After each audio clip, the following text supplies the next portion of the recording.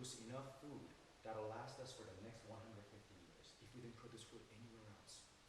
What that tells you is that we have the capabilities to be able to feed everybody around the world. So why not? I know, that's your job. So why not? So why not? Yep, that's going to be your job, to make sure everybody gets fed. Yep, that is, right? In some ways, why not? Because too many people have too many food, and not enough people have enough food. That's why not. And simple answer to that, right? It's almost like I have 100 cars, and there are only 10 cars left for all of you, right? So the idea is we have to figure out a way so that everybody will be able to have transportation, everybody will be able to have food, everybody will be able to have clean water, everybody will be able to so on and so forth. This is why we can't have borders. Because the minute you have a border, you really don't have to care about the other people on the other side of the border. No, we have to care about everybody around the world. Anybody else? Yes. This is good. People are actually questioning things. I guess, yeah.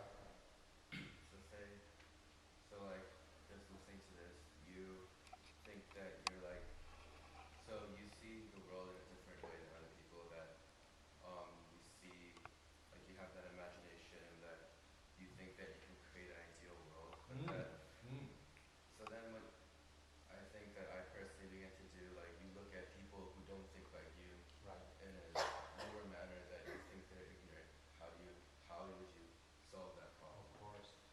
And I told you this. I said that's part of you being an educator.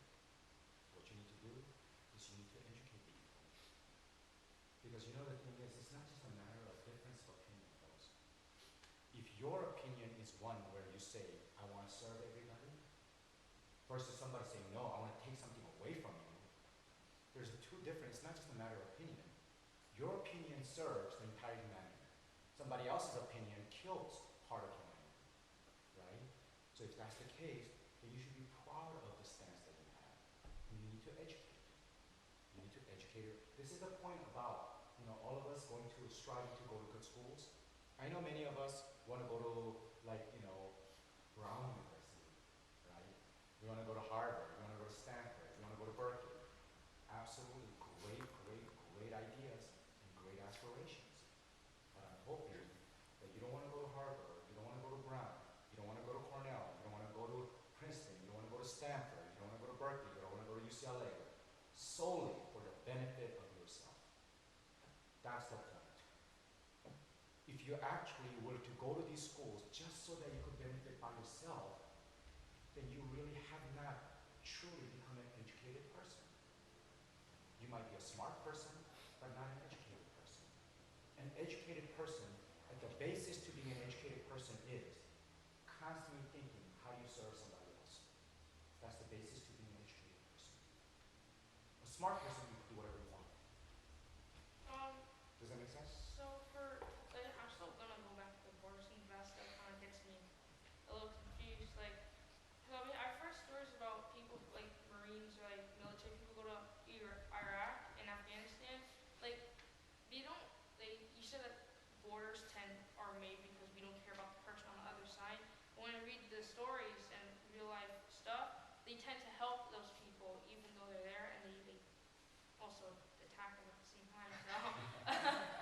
So like, wouldn't that not be true then? That we do care about the people on the other side. Those borders are just there, just to state that this is kind of like, it's kind of confusing actually. I know. It's okay. We can think more about this.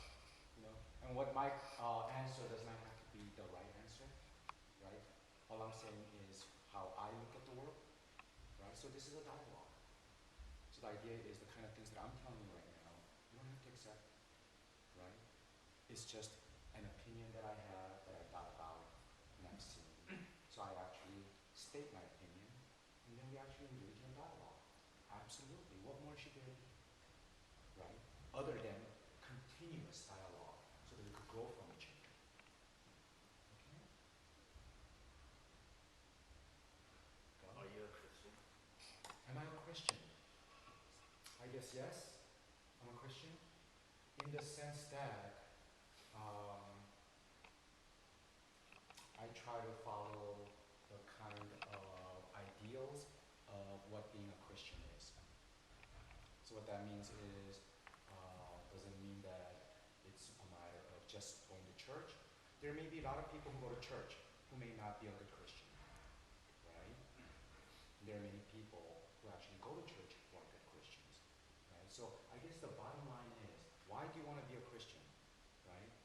I guess you want to reflect the lives of Jesus Christ, right? So think about the life of Jesus Christ. I wonder if Jesus Christ actually supported or wanted borders. No, absolutely. I want you to think of it in that manner, right?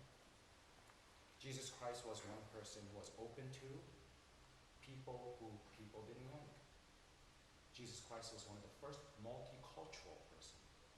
He accepted everybody and anybody. Well, Is it wrong to kind of be afraid of heaven because you're afraid of the consequences of your own judgment? let's go. I don't know if I'm equipped to answer those kind of questions, right? But maybe that's better left up for our pastor or priests, right? But that's a great question that you could ask, right? I think one of the things in the Bible is that they wanted to make where we are right now what they call kingdom of God and heaven on earth, right?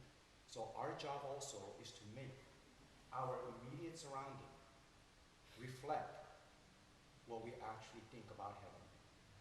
So rather than just hoping that you get to heaven, we have to work every day so that we could reflect all the beauty and the ideals of heaven in our lives today.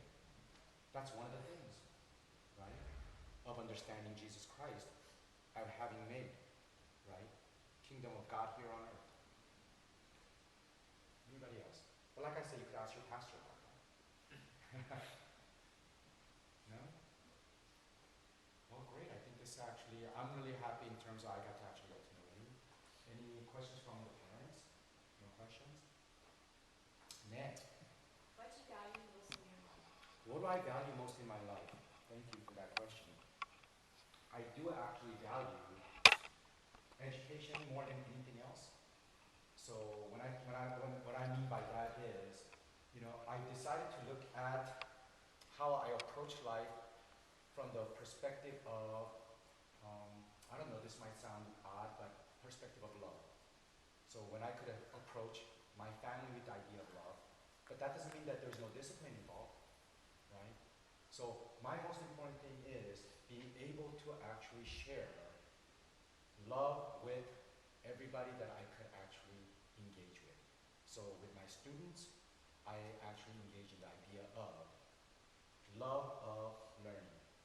Because I think if you actually have a love of learning, you could actually spread that to other people. So that for me, a simple answer would be yes, education is the most important thing in my life. Not teaching, but educating, right? In a sense of carrying on dialogue. Can I ask you one? Sure, absolutely. So what do you think in this age, the high school students, do you think they have a value in their lives too? Oh, I'm sorry. And so do you think you have a value that you think in you were in high school and that has to change? Or? Right. No, I think that. And I think one of the reasons why I would like to connect with the youth is because, I wish when I was at their age that there was somebody who actually really made valid some of the ideas that I had. In a sense that I think at this age, we are actually not all yet clear on what we want to do with life, what is life, study. We have so much kind of ideas that are circulating. And yet I think some of us still have the idea of desires, our fantasy, our wants, and so on. And so I think our youth actually need more people, in some ways, giving validity to some of the ideas that they have. So of course there's value. Of course I think they have phenomenal ideas. Just even today, the questions that I got, right? Yes, I think we need to have a space where we could actually cultivate this. Absolutely. think they all, at this point in their lives, the kind of values that they have, and I guess it's our job as parents, right? Not to just accept all ideas, but of course cultivate ideas that actually will become meaningful in their lives. And whatever that may mean, because everybody has different kind of family structure, family life, and goals and desires, right? But I just think we need a space where we could cultivate these kind of things. I think we have to understand this as like a garden, right? And sometimes, when we are gardening, sometimes we give too much 필요, right? 비료도 적당히 줘야 되죠. 그죠? 비료를 너무나 많이 준다고 그래갖고 더 잘 자라는 건 아니잖아요. Right? And I think that's something that we need to actually understand as parents. So yeah, as a garden, we also need to give them some space. We need to give them some sunlight. We need to give them some water. But then we also sometimes need to just let them be so they could actually have an opportunity to grow. But again, all of that is dependent on each individual family, right? In terms of what it is that you could do. You all know better than I in terms of how much sunlight your kids need, right? How much water they need, and so on and so forth. Any question else? I don't know if that answers your question. That was good. Thank you. Thank you. What is sociology? What is sociology? Sociology is simply study of society. Yeah. So then, since everybody's included in a society, then we study everything. Yep. And patterns of why people behave the way they do. That's sociology. What's the difference between that and anthropology? Anthropology, that's true. So anthropology is looked at more as looking at artifacts, right? Looking at cultural artifacts, so people who drew something and so on and so forth. So anthropology is much more linked closely with excavation of the past history, right? Whereas sociology is more of a dynamic